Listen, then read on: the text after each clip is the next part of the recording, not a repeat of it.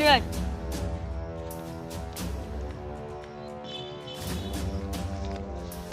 উস্তাদ ধরে নিয়ে আইছি। এই ওটা চেক কর। আমার কাছে কিছু নেই।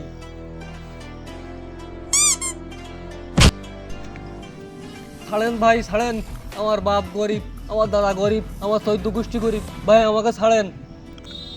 এই তুই বেশিস না, ওঠ। এই ওটা চেক কর। ও আসলেই গরিব, ওর কাছে কিছুই নেই, ফকির ও। যা ওরে সাইডা দে, যা।